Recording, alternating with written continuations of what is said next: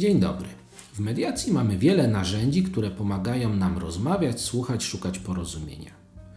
Od klasycznych metod przedstawionych w dochodząc do tak, poprzez ich rozwinięcie w odchodząc od nie, następnie strukturę rozmów wskazanych w książce Difficult Conversations – How to Discuss What Matters Most, poprzez dalej książkę Beyond Reason i narzędzia tam opisane, aż wreszcie porozumienie naszych automatycznych i przemyślanych reakcji w dwóch systemach myślenia opisanych przez Daniela Kahnemana. Wszystkie te podejścia uczą nas, jak prowadzić dialog. Coraz częściej jednak dialog to nie tylko rozmowa między dwiema osobami, ale również rozmowa, która jest prowadzona w nas samych. I tutaj właśnie pojawia się metoda, o której chciałbym opowiedzieć w tej serii. Model IFS – Internal Family Systems. W psychoterapii ma status pełnoprawnego podejścia, zwłaszcza w Stanach Zjednoczonych, gdzie powstał. W mediacji może stać się subtelnym, a zarazem bardzo skutecznym narzędziem wspierającym. Wprawdzie IFS jest stosunkowo nowoczesny, to sama idea wewnętrznych części człowieka nie jest nowa. Już starożytni Grecy mówili o różnych głosach, które w nas przemawiają. Następnie Freud opisuje id, ego i superego. Mamy również Carla Junga, czy też wspomnianego wcześniej Daniela Kahnemana, który opisuje dwa różne systemy myślenia. Te wszystkie podejścia połączone są jedną myślą, że człowiek nie jest monolitem, jest wielogłosem, jest systemem pewnych wewnętrznych perspektyw. W IFS mówimy o tym, że człowiek składa się z części. Te części to są pewne subosobowości, nasze głosy, nasze myśli. Niektóre części nas chronią poprzez kontrolę, analizowanie, unikanie sytuacji stresujących. Są części, które gaszą nasze emocje, kiedy robi się zbyt trudno, kiedy dochodzi do ponownego zranienia.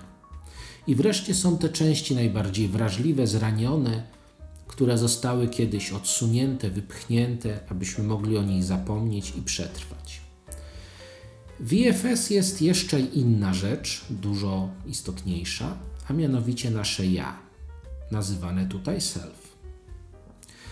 To jest nasza wewnętrzna obecność, która potrafi słuchać, rozumieć, mediować, która widzi nasze części, potrafi z nimi nawiązać dialog. To jest nasza dusza, nasze serce, nasze sumienie, nasze ja. Nie jest częścią, jest pewnym centrum, pewnym spokojem, ciekawością, współczuciem, jasnością. I to, co jest bardzo ważne, jeśli chodzi o mediację w nawiązaniu do self, to jest to, iż self jest ciekawe i self jest współczujące. A tego typu słuchanie powoduje, że w mediacji możemy w najszerszym stopniu dowiedzieć się o interesach, potrzebach ludzi i stworzyć razem z nimi takie porozumienie, które będzie dla nich najlepsze. W tym cyklu chciałbym opowiedzieć o tej metodzie, a zwłaszcza o tym, jak wykorzystać ją w mediacji, a także w negocjacjach i codziennym życiu. Jak możemy wykorzystać IFS w mediacji? Kiedy rozumiemy własne części, łatwiej jest nam zachować spokój, obecność, nie dać się wciągnąć w konflikt.